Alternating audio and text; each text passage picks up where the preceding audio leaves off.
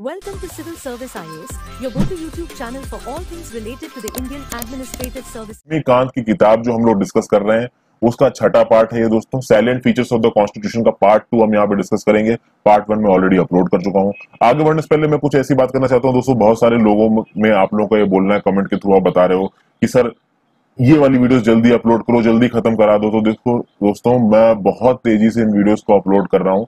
हर 2 से 3 दिन में आपको एक 40 से 50 मिनट की एक डिटेल्ड वीडियो मिल जाती है। अभी आप और क्या एक्सपेक्ट करते हो भाई, मेरे से कितनी तेज बनाओ, मुझे बाकी चीजें भी अपलोड करनी होती हैं। आपसे इतनी रिक्वेस्ट है कि जितने ज्यादा लोगों को शेयर कर दो। अब मान लीजिए 1000-2000 लोग भी मुझे फॉलो कर रहे हैं, अगर वो पर पर्सन 5 आदमी को शेयर करेगा तो भी मेरी वीडियोस 10,000 लोगों तक पहुंचेंगे। तो बहुत सारे लोग आप में से ऐसे भी हैं जो शेयर नहीं कर रहे हैं वीडियोस को, फिर भी मैं वीडियोस को लगातार लेके आ रहा हूँ आपके सामने। तो अभी और क्या चाहते हो यार मेरे से? ठीक है, जितना तेज हो सकता है उतना तेज मैं लेके आपके लिए आ रहा हूँ। सबसे पहली जो चीज है वो है इंटीग्रेटेड और इंडिपेंडेंट जुडिशरी, जो आज हम डिस्कस करने वाले हैं। तो देखिए, इंडियन कॉन्स्टिट्यूशन में जो जुडिशियल सिस्टम दे रखा है भाई, वो इंडिपेंडेंट भी है, इंटीग्रेटेड भी है। इंडिपेंडेंट का मतलब क्या है कि भाई देखिए, जुडिशरी अपने प्रोसेस में इंडिपेंडेंट है। एग्जीक्यूटिव या लेजिस्लेचर का किसी भी तरीके का दबाव नहीं होता है जुडिशरी पे। यानी कि जब सुप्रीम कोर्ट काम करती है तो सुप्रीम कोर्ट के ऊपर किसी भी तरीके का पार्लियामेंट का दबाव या प्राइम मिनिस्टर का दबाव या एग्जीक्यूटिव, प्राइम मिनिस्टर एग्जीक्यूटिव का हेड है यहाँ पे। ठीक है दोस्तों, मतलब रियल हेड। नॉमिनल हेड तो आपके प्रेसिडेंट हो जाएंगे। तो council of ministers, prime minister, Lok Sabha, parliament, president, किसी का भी दबाव नहीं होता जुडिशरी के ऊपर। तो आप कह सकते हो जुडिशरी इंडिपेंडेंट है। इंटीग्रेटेड का मतलब क्या है?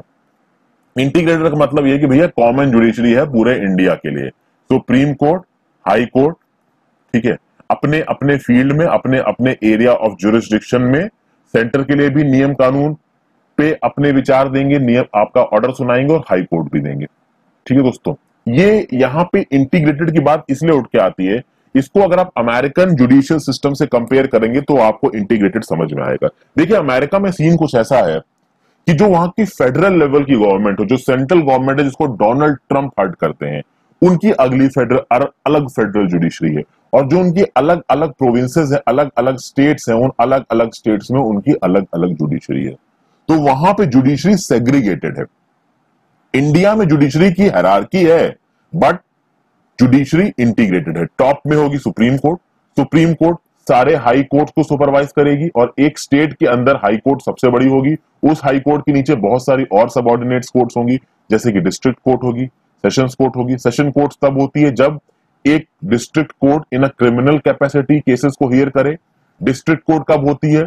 जब एक डिस्ट्रिक्ट कोर्ट सिविल कैपेसिटी में बैठ रही है। तो अगर वो सिविल से रिलेटेड चीजों को देखने के लिए बैठ रही है कोर्ट, तो वो डिस्ट्रिक्ट कोर्ट की तरह। जैसे फॉर एग्जांपल डिवोर्स का मैटर आया है किसी के, तो डिवोर्स के मैटर को देखने के लिए तो डिस्ट्रिक्ट कोर्ट। मान लीजिए किसी ने खून कर दिया, तो मर्डर का चार्ज चला, तो क्रिमिनल केसेस को देखने के लिए वो मिलेगी एज अ सेशंस कोर्ट। फिर इन कोर्ट्स के नीचे भी और भी बहुत सारी सबऑर्डिनेट कोर्ट्स होती हैं, बट ये सिस्टम सेम है, बस इसकी हायरार्की एक है। हायरार्की ये है कि सबसे ऊपर सुप्रीम कोर्ट, फिर नीचे एक स्टेट में सबसे ऊपर हाई कोर्ट, और फिर उसके नीचे उसकी सबऑर्डिनेट कोर्ट्स।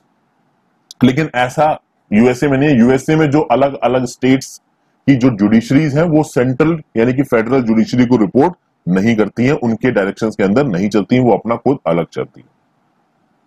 तो ये हो गया आपका इंटीग्रेटेड जुडिशरी का मतलब दोस्तों। सुप्रीम कोर्ट एक फेडरल कोर्ट है, ठीक है, बट ये फेडरल यूएसए वाला फेडरल नहीं है। आई होप अब तक आपको समझ में आ गया होगा। सुप्रीम कोर्ट को बोला गया है as a guarantor of the fundamental rights of Indian citizen.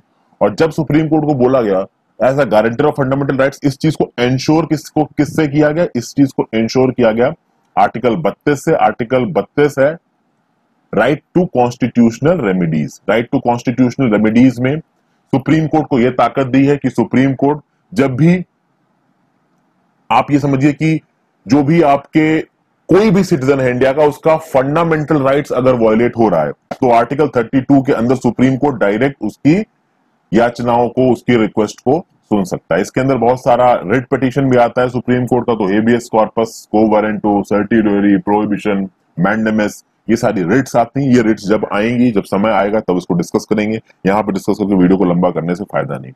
फिर हमारे देश में जुडिशरी की इंडिपेंडेंस को मेंटेन करने के लिए और बहुत सारे प्रोविजंस किए गए हैं। तो भाई हमारे संविधान में साफ साफ लिखा गया है कि भाई जब जजेस को अपॉइंट किया जाएगा तो कितने समय के लिए अपॉइंट किया जाएगा, उस समय के दौरान उसकी सर्विस कंडीशंस क्या होंगी, सर्विस कंडीशंस में जो एग्जीक्यूटिव है या लेजिस्लेचर है वो अपने हिसाब से कोई चेंजेस ला नहीं सकता, यानी जिस सर्विस कंडीशन पे एक जज को अपॉइंट किया गया था वही उसकी सर्विस कंडीशन रहेगी जब तक वो काम करेगा। फिर जज अपनी ऑफिशियल कैपेसिटी में जो भी काम करेंगे सुप्रीम कोर्ट के जज, उनका कोई भी डिस्कशन आपका पार्लियामेंट में नहीं होगा। तो सुप्रीम कोर्ट के जज ऑफिशियल कैपेसिटी में जो काम कर रहे हैं, हाई कोर्ट के जज ऑफिशियल कैपेसिटी में जो काम कर रहे हैं, उसकी डिस्कशंस पार्लियामेंट में नहीं होंगे दोस्तों।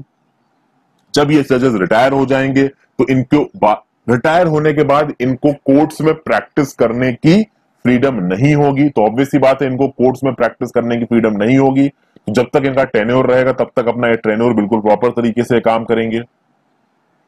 तो ये सारी चीजें बोलेंगे। एक और चीज बोली गई है कि जो सुप्रीम कोर्ट का खर्चा है, सुप्रीम कोर्ट को चलाने में बहुत से खर्चे आएंगे दोस्तों, जजेस की सैलरी होंगी, फिर सुप्रीम कोर्ट में सब जजेस थोड़ी ना होते हैं, इनके नीचे काम करने वाले बहुत सारे सबऑर्डिनेट्स एम्प्लॉयज होते हैं, ठीक है।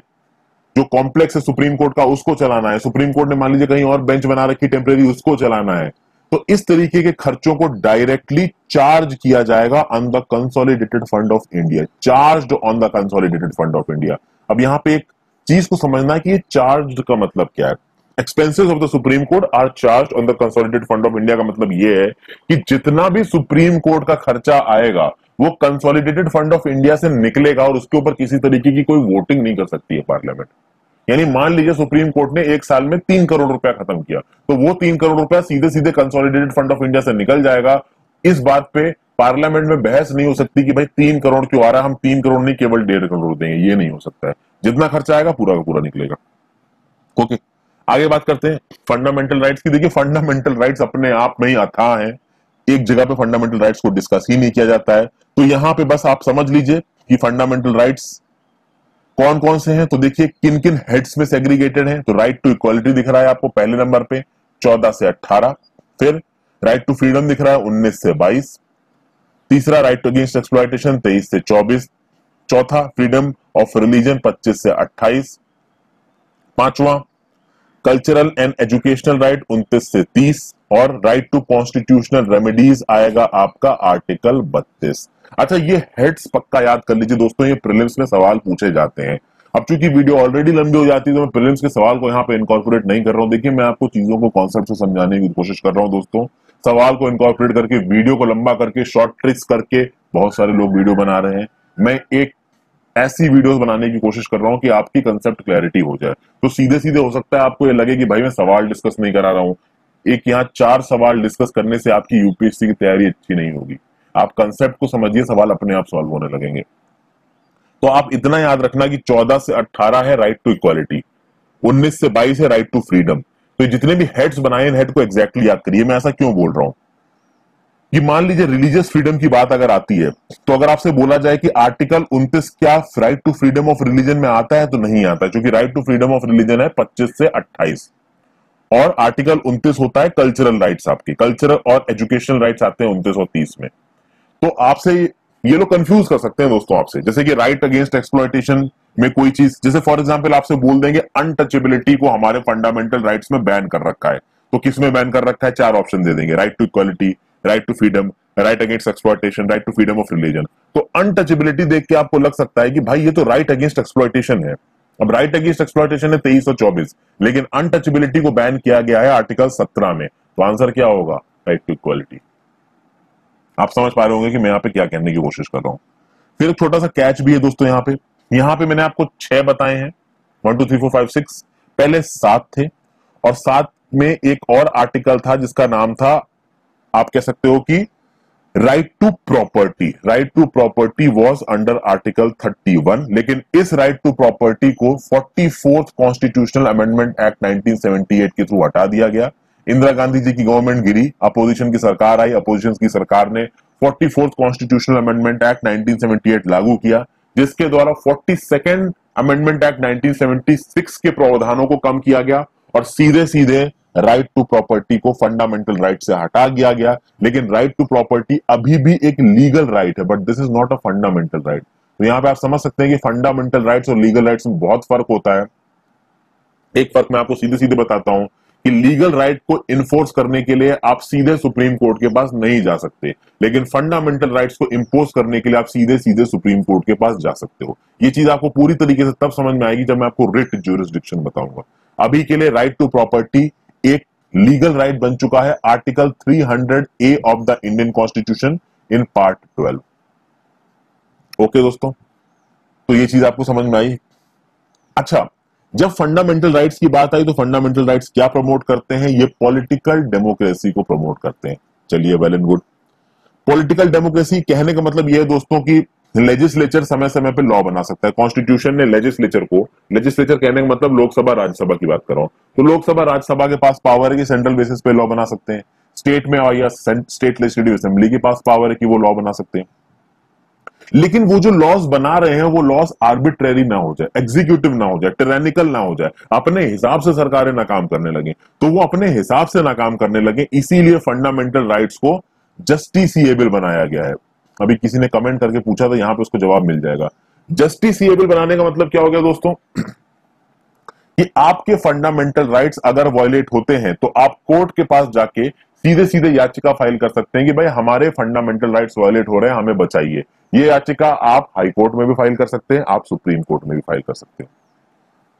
तो ये आ जाएगा आपका रिट ज्यूरिसडिक्शन के अंदर। जो एग्रीव्ड पर्सन है वो सीधे सीधे सुप्रीम कोर्ट के पास जा सकता है और supreme court habeas corpus, mandamus, prohibition, certiorari, quo warranto जैसी रिट्स का इस्तेमाल कर सकता है। लेकिन एक बात याद रखिएगा कि फंडामेंटल राइट्स सैक्रोसैंक्ट नहीं है। फंडामेंटल राइट्स को बदला जा सकता है पार्लियामेंट की एक्ट के थ्रू। किसी भी फंडामेंटल राइट को हटाया जा सकता है और नए फंडामेंटल राइट को लाया जा सकता है एक कॉन्स्टिट्यूशनल अमेंडमेंट एक्ट के थ्रू दोस्तों। और जब नेशनल इमरजेंसी इंपोज होती है इंडिया में, तो नेशनल इमरजेंसी जब इंपोज होगी आर्टिकल 352 के अंदर, उस समय पे दो आर्टिकल 20 और आर्टिकल 21 के द्वारा दिए गए राइट्स आपके नेग्लिजिबल नहीं होंगे। देखिए, जब इमरजेंसी इंपोज हुई, मैं खासकर यहां पे इमरजेंसी आर्टिकल 352 अंदर वाली बात कर रहा हूं। 356 प्रेसिडेंट रूल है, 360 फाइनेंशियल इमरजेंसी, उसकी बात नहीं कर रहा हूं। तो 352 के अंदर जब इमरजेंसी इंपोज होगी तो कुछ फंडामेंटल राइट्स तो ऑटोमेटिकली चले जाएंगे, बाद में देखेंगे कौन से हैं।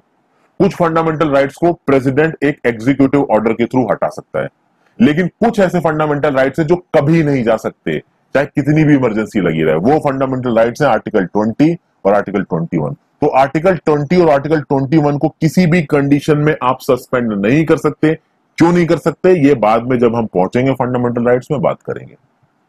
आगे बात करते हैं भाई directive principles of state policy की। तो भैया directive principles of state policy को भारतीय संविधान का बहुत नॉवल फीचर माना था सबने, including the chairman of our drafting committee Shri BR Ambedkar ji. आप यहां देखोगे पार्ट 4 ऑफ द कॉन्स्टिट्यूशन में ये directive principles of state policy enumerated है। 3 कैटेगरी में इनको बांटा गया है। एक है आपके सोशलिस्टिक, दूसरे हैं आपके गांधीयन और तीसरे हैं आपके लिबरल इंटेलेक्चुअल। तो प्रीलिम्स में यह सवाल भी बन सकता है कि भैया गांधीयन डीपीएसपी कौन सा है, लिबरल इंटेलेक्चुअल डीपीएसपी कौन सा है, सोशलिस्टिक डीपीएसपी कौन सा है।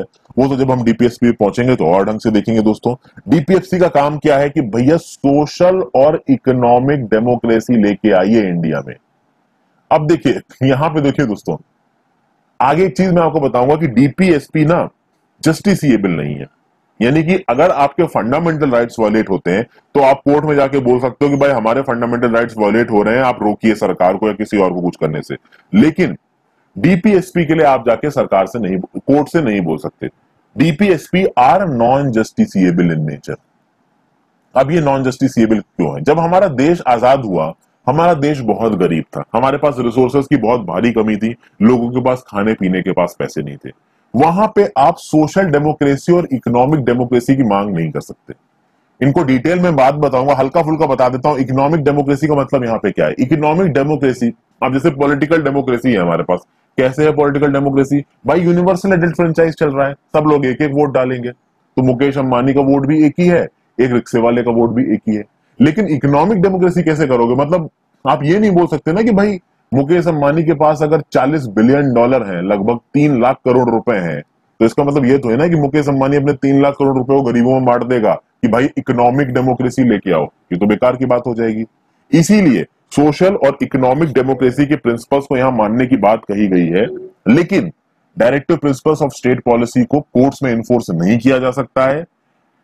Directive principles of state policy क्या करने की कोशिश करते हैं? एक वेलफेयर स्टेट को स्थापित करने की कोशिश करते हैं, जहां पे सब इंसान का ध्यान रखा जाएगा, सबको पानी के पीने के लिए पानी, खाने के लिए घर, रहने के लिए अच्छी जगह, खाने के लिए खाना सॉरी, रहने के लिए एक अच्छी जगह, एक अच्छी लाइफ, एक डिसेंट लाइफ रहने को मिलेगी। ओके, ये बोला गया कि ये जो प्रिंसिपल्स हैं they are fundamental in the governance of the country, यानी हमारी कंट्री को चलाने के लिए डीपीएसपी इसको इग्नोर नहीं किया जा सकता। तो भले ही ये कोर्ट में इन्फोर्सेबल नहीं है, लेकिन हर सरकार की ये जिम्मेदारी रहेगी कि जब भी वो नियम कानून बनाए, इन वेलफेयर स्टेट्स को ध्यान में रखते हुए, इन directive principles of state policy को ध्यान में रख के नियम कानून बनाए। लेकिन आप बाद में देखोगे ना दोस्तों कि इन directive principles of state policy का रूलिंग गवर्नमेंट ने बहुत फायदा उठाया, बहुत मिसयूज किया है। इनका मिसयूज किस तरीके से किया गया है? इनका मिसयूज करके सोसाइटी में हेट्रेड फैलाई गई है, कास्टों को भिड़ाया गया है। वो कैसे किया गया वो जब हम चैप्टर में पहुंचेंगे तब देखेंगे। ओके, और जब ये मिसयूज होना शुरू हुआ तब एक जजमेंट आएगा, और उस जजमेंट का नाम था मिनर्वा मिल्स केस। ठीक है, अब एक चीज और देखेंगे दोस्तों, इनको लागू करने के पीछे रियल पावर क्या है? इनको लागू करने के पीछे रियल पावर है पॉलिटिकल। पॉलिटिकल मतलब भाई हर 5 साल बाद वोट देते हैं लोग, और उन 5 सालों में अगर रूलिंग सरकार वेलफेयर स्टेट को लागू नहीं करेगी तो 5 साल बाद लोग वोट देके सरकार को बाहर निकाल सकते हैं। इसीलिए जब इसका मिसयूज होना शुरू हुआ तो मिनर्वा मिल्स केस 1980 में सुप्रीम कोर्ट ने कहा, होने ये लगा कि फंडामेंटल राइट्स को थोड़ा सा इग्नोर करके directive principles of state policy को ज्यादा इंपॉर्टेंस देने लगी गवर्नमेंट।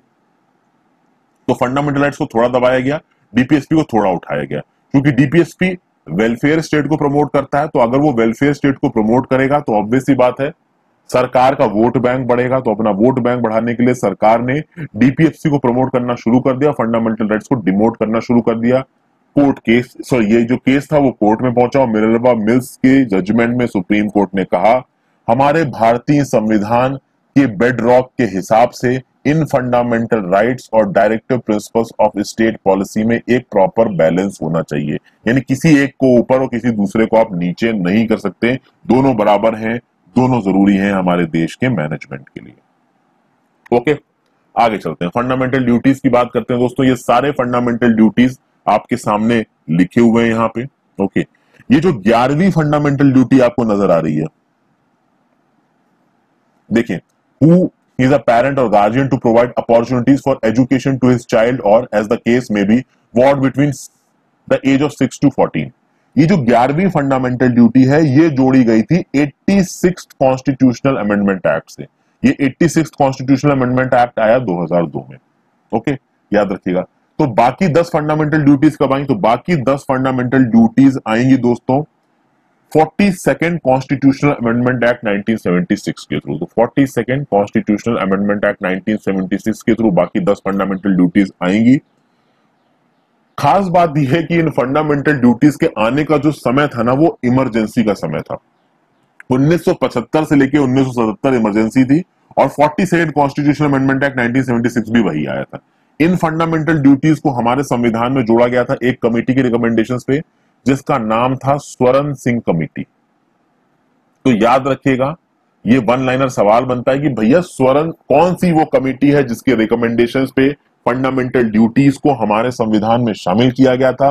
वो कमेटी है स्वर्ण सिंह कमेटी। अमेंडमेंट एक्ट कौन सा था? 42nd constitutional amendment act of 1976। इसके थ्रू 10 ड्यूटीज आई थी, एक ड्यूटी को बाद में और जोड़ा गया, वो थी भाई आपकी 86th कॉन्स्टिट्यूशनल अमेंडमेंट एक्ट के थ्रू।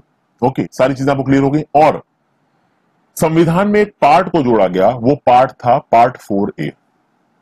अभी मैंने आपको बताया कि part 4 is related to DPSP, part 4A is related to fundamental duties. Article कौन सा जोड़ा गया? तो जोड़ा गया आर्टिकल 51A दोस्तों।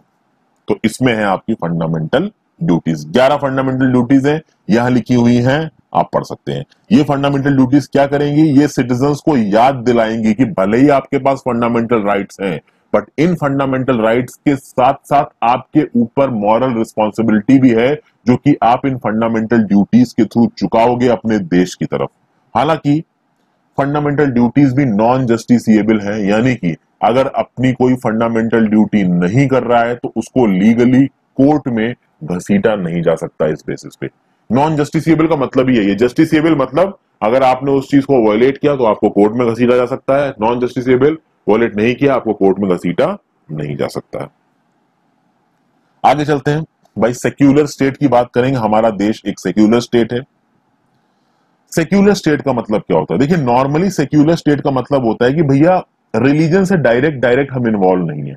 इंडिया की अगर आप बात करोगे तो इंडिया में हमारे संविधान में हमारे देश का कोई भी ऑफिशियल रिलीजन नहीं दिया गया है। जब पाकिस्तान बना, पाकिस्तान में इस्लाम को ऑफिशियल रिलीजन अनाउंस किया गया, बट इंडिया में किसी भी रिलीजन को ऑफिशियल रिलीजन नहीं अनाउंस किया गया। लेकिन हमारा जो सेक्युलर कैरेक्टर है ना, वो बाकी जगहों से थोड़ा अलग है, वेस्टर्न कंट्रीज से थोड़ा अलग है। कैसे अलग है इसको हम थोड़ी देर में देखेंगे। एक खास बात यह है कि सेक्युलर टर्म को जोड़ा कब गया हमारे संविधान में? इसको जोड़ा गया भाई 42nd कॉन्स्टिट्यूशनल अमेंडमेंट एक्ट 1976 के थ्रू। और इसको जोड़ा किसमें गया? हमारे प्रियम्बल में जोड़ा गया। अब खास बात यह है दोस्तों कि यह समय था इमरजेंसी का। 1975 से 1977 की इमरजेंसी का समय था, और इमरजेंसी की टाइमिंग पे सेक्युलर वर्ड को कॉन्स्टिट्यूशन में जोड़ा गया। उस समय पे इसकी काफी निंदा हुई थी। सब लोग बोल रहे थे कि ऑलरेडी हमारा स्टेट एक सेक्युलर स्टेट है, तो इसको जोड़ने की क्या जरूरत है अलग से। चलिए कोई बात नहीं। अभी तक आपको क्या समझ में आया कि हमारा देश जो सेक्युलर है, इसका क्या मतलब है? मतलब हमारे देश का कोई ऑफिशियल रिलीजन नहीं है। ओके, आगे और चीजें बताऊंगा आपको। फिर भाई, सेक्युलर स्टेट के अवधारणाओं को मानते हुए हमारे प्रियम्बल में और हमारे कॉन्स्टिट्यूशन में बहुत सी चीजें हैं।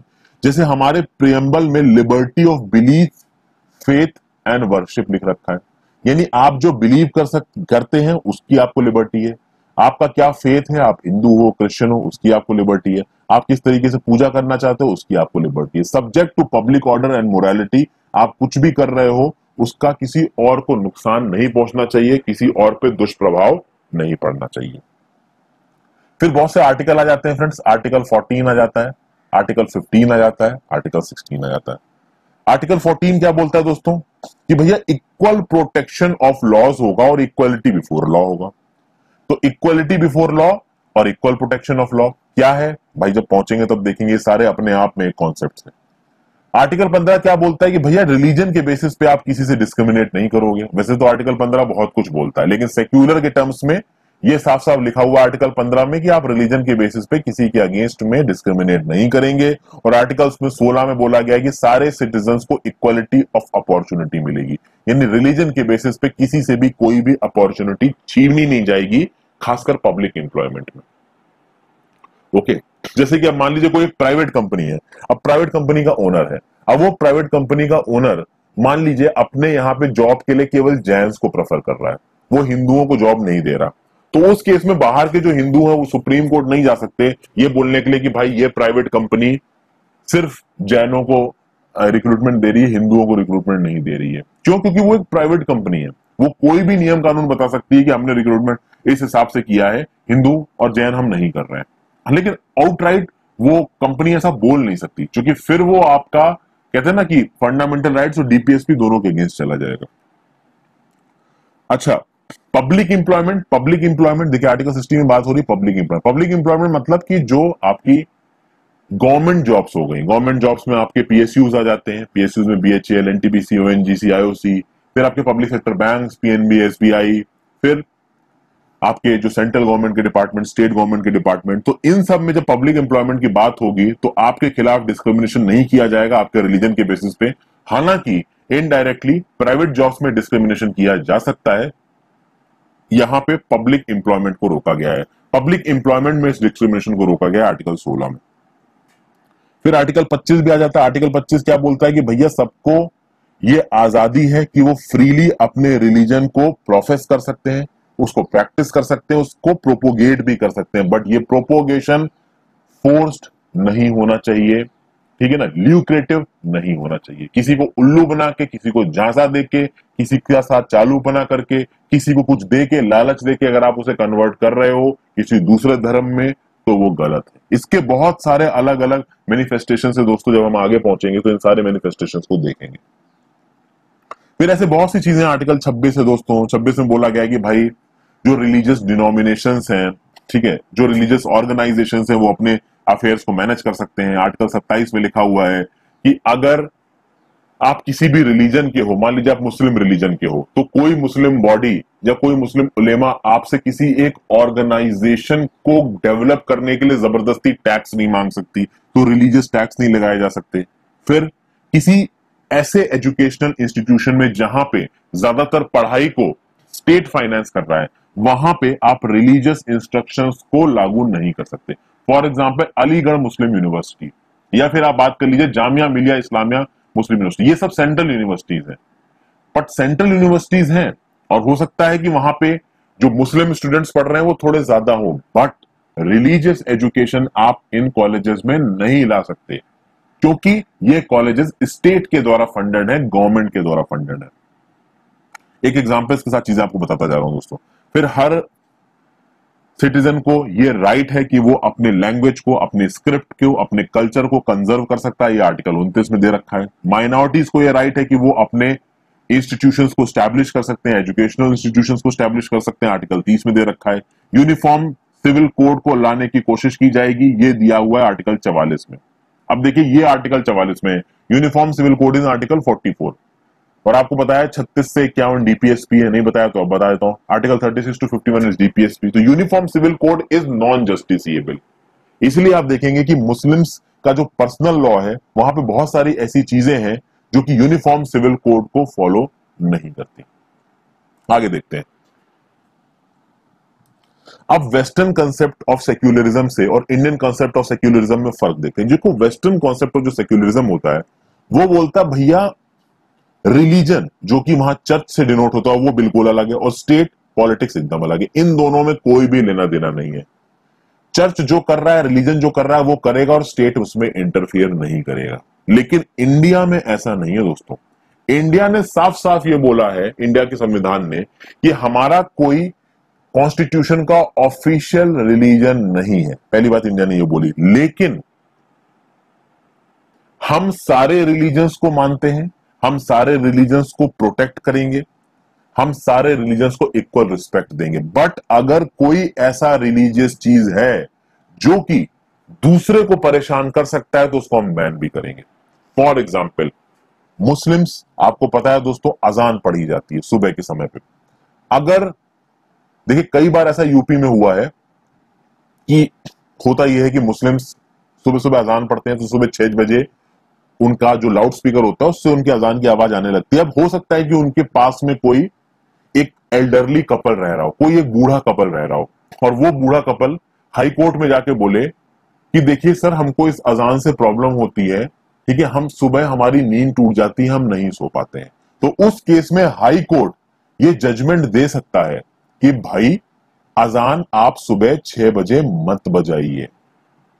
समझ गए ना दोस्तों? तो इस तरीके से जो ये मैंने बस आपको एक एग्जांपल दिया कि इस तरीके से जो स्टेट है और यहाँ पे जो कोर्ट्स हैं वो एज अ स्टेट फंक्शन ही काम कर रहे हैं। ये काम, ये नियम कानून आपका एग्जीक्यूटिव अथॉरिटीज भी, स्टेट का एडमिनिस्ट्रेशन भी बना सकता है, बट स्टेट का एडमिनिस्ट्रेशन जल्दी इन चीजों को नहीं करता है क्योंकि ये रिलीजियस सेंटिमेंट्स को हर्ट करती हैं। बट हाँ, अगर वो एल्डरली कपल परेशान हो रहा है तो वो कोर्ट के पास जा सकता है। पहले वो गवर्नमेंट के पास जाएगा, मान लीजिए गवर्नमेंट उसकी बात नहीं सुनी तो वो कोर्ट के पास जाएगा, और फिर कोर्ट ये नियम दे सकती है कि भाई किसी की नींद में आप डिस्टर्बेंस नहीं लेके आ सकते। ऐसी बहुत सी चीजें। फिर भैया संडे सैटरडे दिन किस दिन रामायण रख ली जाती है घर में, और वो रामायण में लाउड स्पीकर छत के ऊपर लगा के पूरे दिन चिल्ला रहे हैं, ठीक है। अब भले ही वो एक रिलीजियस प्रैक्टिस है, आप रामायण पढ़ रहे हो, तुलसीदास जी की लिखी हुई रामचरितमानस पढ़ रहे हो, लेकिन हो सकता है कि वो रामचरितमानस सबको ना पसंद आए। और सिर्फ यहाँ हिंदू मुस्लिम की बात नहीं, बहुत से हिंदुओं को नहीं पसंद आती है भाई, तो उस चीज को भी बैन किया जा सकता है। बहुत सी चीजें ऐसी हैं। तो अब आप इंडिया के सेक्युलरिज्म को समझ गए होंगे। इंडिया के सेक्युलरिज्म का मतलब यह है कि भाई हम चर्च को, रिलीजन को पूरी तरीके से पॉलिटिक्स से सेपरेट नहीं कर सकते। वो इसलिए नहीं कर सकते क्योंकि वेस्टर्न कंट्रीज में केवल एक रिलीजन डोमिनेट करता है, वो है क्रिश्चियनिटी। बट इंडिया तो मल्टी रिलीजियस सोसाइटी, यहाँ कोई एक रिलीजन है ही नहीं। तो किसको किसको आप अलग करते घूमोगे? अगर आप एडमिनिस्ट्रेशन बिल्कुल ही अपने आप को अलग हो कर देगा और मान लीजिए ये सारी कम्युनिटीज आपस में लड़ पड़ी, तो कोई ना कोई तो चाहिए ना मीडिएट करने के लिए। इसीलिए constructive interference of the administration into religious matters is allowed.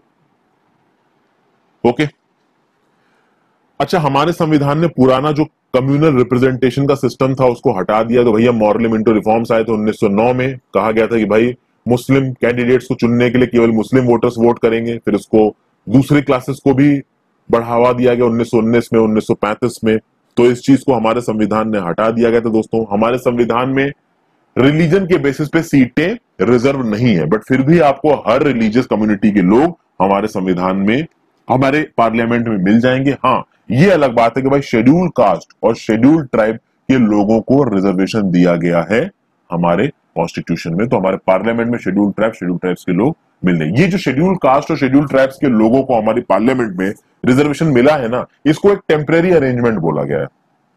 This is basically a temporary arrangement. कहा जाता है कि समय के साथ इस अरेंजमेंट को हटा दिया जाएगा।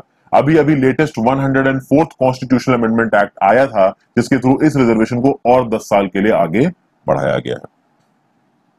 आगे चलते हैं दोस्तों, नेक्स्ट बात करेंगे यूनिवर्सल एडल्ट फ्रेंचाइज की। शायद मैं थोड़ा ज्यादा समझा रहा हूं, बट ठीक है, आपको समझ में आना चाहिए, ऑब्जेक्टिव पूरा होना चाहिए जो आपको पढ़ाने का है। तो भैया हमारे देश में यूनिवर्सल एडल्ट फ्रेंचाइज के प्रिंसिपल को लागू किया गया है इलेक्शन में, यानी जो कोई भी 18 साल से ऊपर का है वो वोट डाल सकता है। वोट डालने में उसके खिलाफ कोई भी डिस्क्रिमिनेशन नहीं होगा on the basis of caste, race, religion, sex, literacy, wealth etcetera etcetera. लेकिन वो बहुत ही भारी क्रिमिनल है, ठीक है ना, भैया फांसी की सजा काट रहा है जेल में, तो उससे राइट छीना जा सकता है। But on the basis of caste, race, religion, sex, literacy, wealth, इन सब बेसिस पे उनसे वोट डालने के अधिकार को नहीं छीना जाएगा। शुरुआत में जब हमारा कॉन्स्टिट्यूशन इनैक्ट किया गया था, तो वोट डालने की जो एज लिमिट थी वो थी 21 साल, यानी 21 साल का पर्सन वोट डाल सकता है। 1989 में लागू हुआ हमारा 61st कॉन्स्टिट्यूशनल अमेंडमेंट एक्ट, जो कि 1988 में पारित हुआ था। इसने इस 18 साल की एज लिमिट को कर दिया, इसने इस 21 साल की एज लिमिट को कर दिया 18 साल। यानी अब एक ऐसा पर्सन जो कि 18 साल की उम्र से बड़ा है वो वोट डाल सकता है। और जब हमारे कॉन्स्टिट्यूशन मेकर्स इस चीज को डिस्कस कर रहे थे तो भारी बहस हो गई थी। Nehru ji universal adult franchise को लाने के हक में थे। बहुत सारे मेंबर्स ऐसे थे हमारी कॉन्स्टिट्यूएंट असेंबली की जो इस चीज को लागू नहीं करना चाहते थे, लेकिन एंड में इस यूनिवर्सल एडल्ट फ्रेंचाइज के प्रिंसिपल को लागू किया गया। बहुत ही फॉरवर्ड स्टेप था ये, क्योंकि हमारी आबादी बहुत बड़ी थी, गरीबी बहुत ज्यादा थी, सोशल इनइक्वालिटी थी, कास्ट के नाम पे बहुत ज्यादा डिफरेंशिएशन था और लिटरेसी एक हद से ज्यादा थी। और ऐसा नहीं दोस्तों कि सिर्फ हमारा एक ऐसा देश है जहां पे ये जो यूनिवर्सल एडल्ट फ्रेंचाइज है ये लेट दिया गया है। बहुत सारे ऐसे देश हैं जहां पे यूनिवर्सल एडल्ट फ्रेंचाइज को देरी से दिया गया है। जैसे कि यूएसए में वोट डालने का अधिकार दिया गया 1920 में, और 1920 भले ही 1947 से पहले हो, लेकिन यूएसए बहुत पहले से आजाद था।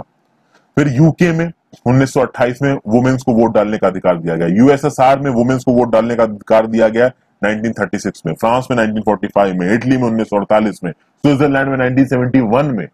तो आप देख सकते हैं इनमें से बहुत सी कंट्रीज में, जैसे खासकर आप इटली में देखो, स्विट्जरलैंड से कंपेयर करो, तो वुमेन्स को वोट डालने का अधिकार इन कंट्रीज से पहले है हमारे देश में। ठीक है, तो ये चीजें हो गई। अब आगे चलते हैं भाई, सिंगल सिटीजनशिप के बारे में बात करते हैं। हमारे देश में है सिंगल सिटीजनशिप। आप किसी भी स्टेट में रहते हो, चाहे आप मेघालय में रहते हो, चाहे तमिलनाडु में रहते हो, चाहे आप अंडमान निकोबार में पैदा हो, जम्मू एंड कश्मीर में पैदा हो, एक सिटीजनशिप मिलेगी आपको, और वो सिटीजनशिप होगी इंडियन सिटीजनशिप। अब ये हमारे लिए कॉमन है, लेकिन कॉन्स्टिट्यूशनल स्टडीज में कॉमन नहीं है। अगर आप यूएसए में जाके रहते हो, मान लो फ्रेंड्स आप यूएसए में रहते हो, यूएसए में आप पैदा हुए होते, तो यूएसए में मान लीजिए अगर आप फ्लोरिडा में पैदा हुए तो फ्लोरिडा की स्टेट की सिटीजनशिप होगी आपके पास, और साथ साथ अमेरिकन सिटीजन तो आप हो ही। सबसे खास बात उसमें क्या होती है दोस्तों, कि मान लीजिए आप फ्लोरिडा से टेक्सास रहने जाते हो, या फ्लोरिडा से यूटा रहने जाते हो, तो जब आप यूटा रहने जाओगे तो फ्लोरिडा की सिटीजनशिप आपको छोड़नी पड़ेगी और यूटा की सिटीजनशिप आपको लेनी पड़ेगी। तो आपके बहुत सारे नंबर्स, जैसे वहां का जो वोटिंग कार्ड नंबर और सोशल सिक्योरिटी नंबर, शायद वो भी चेंज होता है। बहुत ज्यादा तो डिटेल मुझे नहीं पता है यूएसए के बारे में, एक हल्की फुल्की डिटेल बता रहा हूँ। कहने का मतलब ये है कि यूएसए में डुअल सिटीजनशिप है, जिस स्टेट में रहोगे वहां पे भी सिटीजनशिप होगी आपके पास, और अमेरिका के हो तो हो ही आप सिटीजन। इंडिया में केवल आप इंडिया के सिटीजन हो तो भैया आप यूपी में पैदा हुआ हो, चाहे महाराष्ट्र घूम रहे हो, चाहे अंडमान घूम रहे हो, चाहे कश्मीर घूम रहे हो, आप इंडिया के सिटीजन रहोगे। हाँ, डोमिसाइल रिक्वायरमेंट्स अलग अलग होती है, तो उन डोमिसाइल रिक्वायरमेंट्स के चलते कुछ बेनिफिट्स बदल जाते हैं। जैसे फॉर एग्जाम्पल आपको पता है कि रिक्रूटमेंट में रिजर्वेशन होता है। अब आप यूपी का एग्जाम दे रहे हो पीसीएस का, तो अगर आप यूपी के पीसीएस का एग्जाम दे रहे हो और आपके पास यूपी का डोमिसाइल है और एससी एसटी का सर्टिफिकेट है तो आपको रिजर्वेशन मिलेगा एससी एसटी का। पर अगर आपने राजस्थान में पेपर दिया तो राजस्थान का डोमिसाइल नहीं है आपके पास, तो भले ही आप यूपी में एससी एसटी हो, लेकिन अगर राजस्थान के एग्जाम में कंपीट करोगे तो एज अ जनरल कैंडिडेट आप कंपीट करोगे, वहां पे आपको रिजर्वेशन का बेनिफिट नहीं मिलेगा। लेकिन जब यूपीएससी में आप कंपीट करते हो तो आप किसी भी स्टेट के डोमिसाइल हो, आपको रिजर्वेशन बेनिफिट्स मिलते हैं। एक एग्जांपल के लिए मैंने आपको समझाया।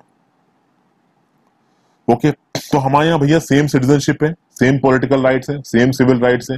हाँ, ये अलग बात है कि भाई कुछ इलाकों में हमारे पास राइट्स थोड़े कम है, जैसे कि जम्मू एंड कश्मीर में कोई भी मुंह उठा के चला जाए और जमीन खरीद ले, वो नहीं हो सकता, अभी भी ऐसा नहीं हो सकता, ठीक है ना। जो लोग वहां पे कुछ समय से रह रहे हैं उनको ही वहां पे लैंड खरीद सकते हैं। प्लस जो हमारे नॉर्थ ईस्ट के कुछ स्टेट्स हैं वहां पे भी मूवमेंट के कुछ रिस्ट्रिक्शंस हैं, जो 5th शेड्यूल 6th शेड्यूल जब हम पढ़ेंगे उसको तब देखेंगे। ओके, तो आगे चलते हैं दोस्तों। हमारे देश में कुछ इंडिपेंडेंट बॉडीज है। अब देखिए, 3 चीजों के बारे में मैंने आपको कुछ बताया। एक तो लेजिस्लेचर जो हमारी लोकसभा राज्यसभा चुन के आती है, एक होता है एग्जीक्यूटिव जो काउंसिल ऑफ मिनिस्टर्स बनते हैं, वो इसी लोकसभा राज्यसभा में से बनते हैं, और एक हो गई जुडिशरी, सेंट्रल लेवल पे सुप्रीम कोर्ट। यहाँ पे केवल सेंट्रल लेवल की बात कर रहा हूँ, स्टेट लेवल की बात नहीं कर रहा हूँ। तो ये 3 बॉडीज हो गई। क्या इन 3 बॉडीज के अलावा भी कुछ इंपॉर्टेंट बॉडीज है हमारे कॉन्स्टिट्यूशन में? बिल्कुल है दोस्तों। और वो जो इंडिपेंडेंट बॉडीज हैं उन पे लेजिस्लेचर, एग्जीक्यूटिव और जुडिशरी का कम जोर चलता है। ये बॉडीज हैं, पहली तो हो गई election commission of India. Election commission of India is a very important body, क्योंकि हमारे देश में जब इलेक्शंस होते हैं तो उसको कंडक्ट कौन कराता है? Election commission of India. अब बात आती है कि कौन कौन से इलेक्शंस को election commission of India conduct कराएगा। तो पार्लियामेंट के इलेक्शन को कंडक्ट कराएगा, स्टेट लेजिस्लेचर्स के इलेक्शन को कंडक्ट कराएगा, फिर प्रेसिडेंट के ऑफिस में जो इलेक्शन होगा उसको कंडक्ट कराएगा, ऑफिस ऑफ वाइस प्रेसिडेंट के इलेक्शन को कंडक्ट कराएगा election commission of India. Comptroller and auditor general की बात कर लें तो भैया देखिए, कॉम्प्ट्रोलर और ऑडिटर जनरल में देखिए, कॉम्प्ट्रोलर नहीं है, वो केवल ऑडिटर जनरल है, इसको बाद में देखेंगे। तो ये क्या करेगा? सेंट्रल गवर्नमेंट ने जो खर्चा किया, स्टेट गवर्नमेंट ने जो खर्चा किया, उसके अकाउंट्स को ऑडिट करेगा। उनके खर्चे को ये सैंक्शन नहीं करता कैग, इसीलिए ये जो कॉम्प्ट्रोलर है ये कॉम्प्ट्रोलर नहीं है। मैंने अभी आपसे बोला ना कि ये कॉम्प्ट्रोलर नहीं है। क्यों नहीं है? क्योंकि ये सैंक्शन नहीं कर सकता भैया स्टेट गवर्नमेंट और सेंट्रल गवर्नमेंट के खर्चे को। लेकिन खर्चा होने के बाद खर्चा सही हुआ या गलत हुआ, इस चीज पे शोध करने की ताकत है इस कॉम्प्ट्रोलर एंड ऑडिटर जनरल के पास। इसीलिए इसे बोला जाता है guardian of the public purse. फिर तीसरी चीज हो गई यूनियन पब्लिक सर्विस कमीशन, जिसने आप सबकी जिंदगी आराम की है अगर आप पढ़ाई कर रहे हैं तो। यूपीएससी क्या करता है भाई? एग्जाम कंडक्ट कराता है ऑल इंडिया सर्विसेज के लिए। 3 ऑल इंडिया सर्विसेज के लिए दुनिया भाग रही है। एक हो गया आईएएस, एक हो गया आईपीएस, एक हो गया आईएफएस। आईएफएस मतलब इंडियन फॉरेस्ट सर्विसेज, फॉरेन नहीं, ठीक है ना। तो भैया ये 3 ऑल इंडिया सर्विसेज के लिए लोग मरे पड़े हैं। ओके, प्लस ये यूपीएससी और भी बहुत से काम करता है। बहुत सारे अपॉइंटमेंट्स में यूपीएससी अपनी एडवाइस देता है। बहुत सारे डिसिप्लिनरी मैटर्स में प्रेसिडेंट की मदद करते हैं यूपीएससी के ऑफिशियल्स, ये भी काम है। और ये जो काम यूपीएससी सेंटर पे कर रही है, स्टेट के लेवल पे स्टेट पब्लिक सर्विस कमीशन करता है। तो स्टेट के लेवल पे state public service commission exam conduct कराएगा, तो पीसीएस का एग्जाम देते हैं तो भैया state public service commission conduct कराता है। जो आप कह सकते हैं कि स्टेट के लेवल पे जो कुछ अपॉइंटमेंट्स होते हैं उसमें गवर्नर को राय देता है अपनी ये स्टेट पब्लिक सर्विस कमीशन। तो ये होगी दोस्तों, तो ये कुछ इंडिपेंडेंट बॉडीज हैं हमारे संविधान में जिनकी बहुत ज्यादा जरूरत है। और इन election commission of India, comptroller and auditor general, UPSC, इन पे लेजिस्लेचर, एग्जीक्यूटिव और जुडिशरी का भी बहुत लिमिटेड कंट्रोल है, बहुत लिमिटेड इंटरफेरेंस है। एक तरीके से कह सकते हैं इंडिपेंडेंट है ये बॉडी। अब वो अलग बात है कि भाई कैग को अपॉइंट गवर्नमेंट करेगी, इलेक्शन कमीशन ऑफ इंडिया को अपॉइंट गवर्नमेंट करेगी, यूपीएससी के सारे मेंबर्स को अपॉइंट गवर्नमेंट करेगी। इसलिए मैंने बोला लिमिटेड इंटरफेरेंस। आगे देखते हैं इमरजेंसी प्रोविजंस। भैया देखिए, इमरजेंसी 3 आर्टिकल्स के अंदर लगाई जाती है। एक है आर्टिकल 352, 356, 360। ये तो इस वीडियो में पहले आपको बता चुका हूं। फाइनेंशियल इमरजेंसी होती 360 में। अभी कोरोना की क्राइसिस चल रही है, बहुत बात चल रही थी बीच में कि आगे सरकार फाइनेंशियल इमरजेंसी लगा सकती है। आने वाले कुछ महीनों में पता चलेगा, कोविड-19 के केस नहीं रुके तो शायद फाइनेंशियल इमरजेंसी लगानी पड़ जाए। आर्टिकल 356 में होता है प्रेसिडेंट रूल। अगर किसी एक स्टेट की सरकार हमारे संविधान के हिसाब से नहीं चल रही तो सेंट्रल गवर्नमेंट वहां पे प्रेसिडेंट रूल इंपोज कर सकती है। इस प्रेसिडेंट रूल को इंपोज करने के लिए गवर्नर के एक रिकमेंडेशन की जरूरत होती है। गवर्नर सेंटर ही अपॉइंट करता है। ओके, आर्टिकल 352 की बात करें तो ये होती है सबसे खतरनाक वाली इमरजेंसी, जिसको बोलते हैं नेशनल इमरजेंसी, आर्टिकल 352 के अंदर। तो भाई ये जंग हो गई किसी और देश से तो नेशनल इमरजेंसी लगाई जा सकती है। बाहर से किसी ने अटैक कर दिया, अभी भैया आपका अक्सई चेन में बवाल चल रहा है, कल को चाइना अटैक कर दे तो इंडिया में नेशनल इमरजेंसी लग जाएगी। ओके, वॉर हो जाएगा या फिर आर्म्ड रेबेलियन हो जाए। पहले अभी आर्टिकल 352 में आर्म्ड रेबेलियन लिखा गया, पहले इस आर्म्ड रेबेलियन की जगह था इंटरनल डिस्टर्बेंस। लेकिन इंटरनल डिस्टर्बेंस के चलते 1975 से 77 में कांग्रेस की गवर्नमेंट ने इमरजेंसी लगाई थी। तो इसीलिए 44th अमेंडमेंट एक्ट 1978 का जब आया तो उसने इस इंटरनल डिस्टर्बेंस की जगह कर दिया आर्म्ड रेबेलियन। तो अब आर्म्ड रेबेलियन आ गया आर्टिकल 352 में। इस इमरजेंसी के प्रोविजन को हमारे संविधान में क्यों लाया गया? इसलिए लाया गया कि भाई अगर कोई एक्स्ट्रा ऑर्डिनरी सिचुएशन हमारे सामने निकल के आती है, अगर ऐसी कोई सिचुएशन निकल के आती है जहां हमारे देश की यूनिटी टूट सकती है, इंटीग्रिटी टूट सकती है, हमारे देश की सोवरेनिटी को नुकसान हो सकता है, तो उस केस में इमरजेंसी को लगा के पूरी कंट्री को एक बनाया जा सकता है, सेंट्रली कंट्रोल्ड बनाया जा सकता है। तो जब मान लीजिए अगर नेशनल इमरजेंसी लग गई तो सेंट्रल गवर्नमेंट पूरी तरीके से ताकतवर हो जाएगी, सारी स्टेट सेंट्रल गवर्नमेंट के कंट्रोल के अंदर आ जाएंगी। और जो हमारा फेडरल स्ट्रक्चर है जहां पे पावर बटी हुई है सेंट्रल और स्टेट गवर्नमेंट के अंदर, वो एक सेंट्रल स्ट्रक्चर बन जाएगा, यूनिटरी स्ट्रक्चर बन जाएगा, सारी पावर सेंट्रल गवर्नमेंट के पास चली जाएगी। ये हमारे संविधान का एक बड़ा ही यूनिक फीचर है। आगे बात करें, हमारे संविधान में 3 टायर गवर्नमेंट है दोस्तों। सेंट्रल और स्टेट गवर्नमेंट के बारे में तो हम बात कर ही चुके हैं भाई। और कुछ चीजें हमारे संविधान में आई है। शेड्यूल 11 और शेड्यूल 12 में पार्ट 9 और पार्ट 9A जोड़ा गया है। कौन कौन से कॉन्स्टिट्यूशनल अमेंडमेंट एक्ट के through? 73rd constitutional amendment act और 74th constitutional amendment act. 73rd के थ्रू आया पंचायत, 74th के थ्रू आया म्युनिसिपैलिटी, लोकल लेवल पे गवर्नमेंट, यानी कि जमीन पे गांव में म्युनिसिपैलिटी के लेवल पे जो लोग हैं वो अपनी परेशानियों को ऊपर बैठे पॉलिटिशियन से ज्यादा जानते हैं। इसलिए इन पंचायत और म्युनिसिपैलिटीज के थ्रू इनको यह ताकत दी गई है कि अपने लिए कुछ नियम कानून बना सके, अपना एडमिनिस्ट्रेशन किस तरीके से करना है, लोकल सेल्फ गवर्नमेंट कैसे चलानी है, ये ताकत इनके हाथों में दी गई है। इनके भी इलेक्शंस होते हैं। हालांकि पंचायत और म्युनिसिपैलिटी के elections election commission of India नहीं कराता है। स्टेट गवर्नमेंट को 73rd और 74th कॉन्स्टिट्यूशनल अमेंडमेंट एक्ट्स के रिकमेंडेशन के अंदर एक स्टेट इलेक्शन कमीशन को अपॉइंट करना होता है और वो स्टेट इलेक्शन कमीशन इन पंचायत के और इन म्युनिसिपैलिटीज के इलेक्शंस को कंडक्ट कराता है। तो this is basically a 3rd tyre of government. यानी सबसे पहला टायर ऑफ गवर्नमेंट क्या था? Central government. उसके बाद क्या आया? State government. उसके पास क्या आया? लोकल गवर्नमेंट, जो कि आपकी पंचायत होगी, म्युनिसिपैलिटी होगी। पंचायत गांव के इलाके में, म्युनिसिपैलिटी शहर के इलाके में। ठीक है, तो भाई अब 73rd कॉन्स्टिट्यूशनल अमेंडमेंट तक आया। देखिए 73rd में, तो 73rd में पार्ट 9 को जोड़ा गया हमारे संविधान में और इसको बोला गया schedule 11 of the Indian constitution.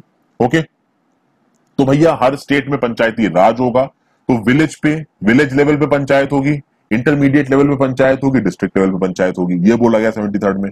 फिर 74th कॉन्स्टिट्यूशनल अमेंडमेंट जो 1992 में आया, इसके थ्रू जोड़ा गया पार्ट 9A। ठीक है, शेड्यूल जोड़ा गया 12।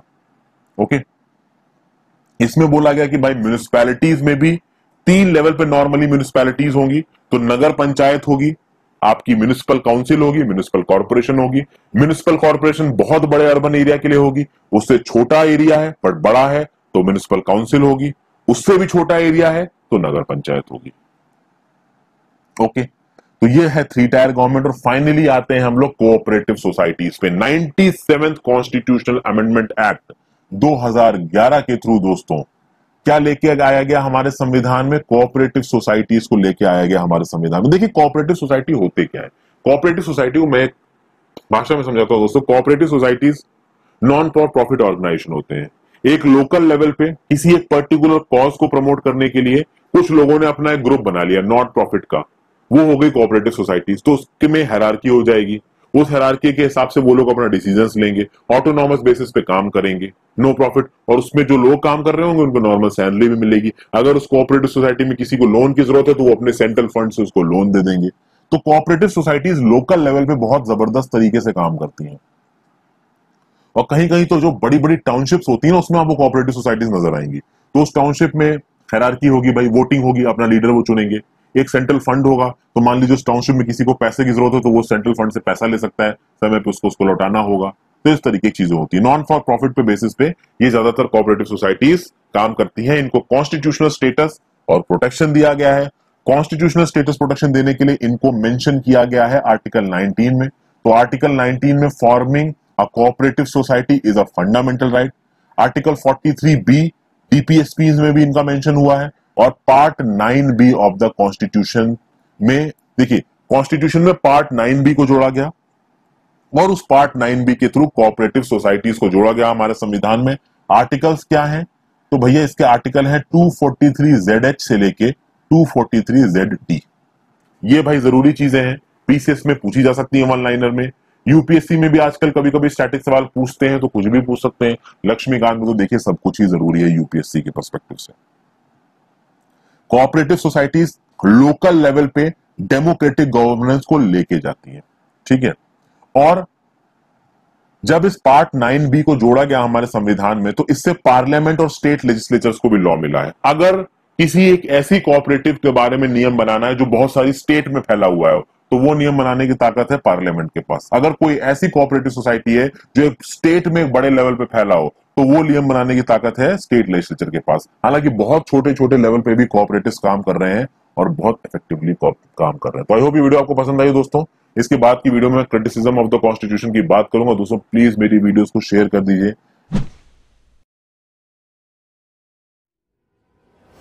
By subscribing to our channel, you'll gain access to a wealth of engaging videos that aim to educate and inspire.